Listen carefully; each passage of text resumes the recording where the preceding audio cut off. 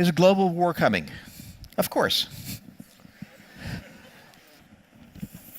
I present to you the iPhone.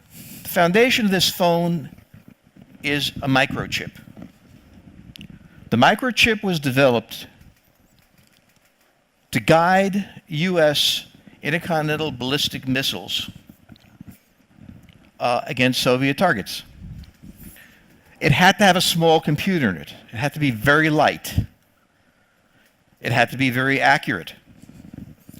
And the microchip was the solution.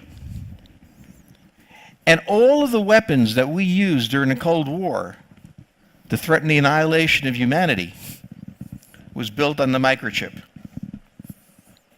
And you now use it today because it's cool. But that's what it is. Take a look at the other thing. You have a camera in your phone, the digital camera. That was developed by the U.S. National Reconnaissance Office for spy satellites. Your innocent little camera had its birth in spy satellites. There's GPS. GPS was invented by the United States Air Force. It was called NAVSTAR, to guide cruise missiles to their targets and to allow Army units precision in their land navigation. The Internet was developed by the Defense Advanced Research Project Agency to move classified data from one secret lab to the other, doing research on nuclear wars, because that was the big story then. It was developed with only one thing in mind: to make research more efficient.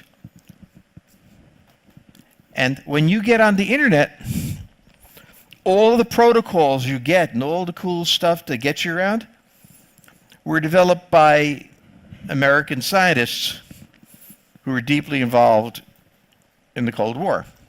The cell phone was first deployed in 1985 by the United States Army, and was used for the first time in Operation Desert War. And it was entirely invented to facilitate military communication. Bottom line is, there is nothing in this phone, there was nothing in this that was not created for war. So you think about war as a distant thing. You think about war as something that doesn't really have to do with you.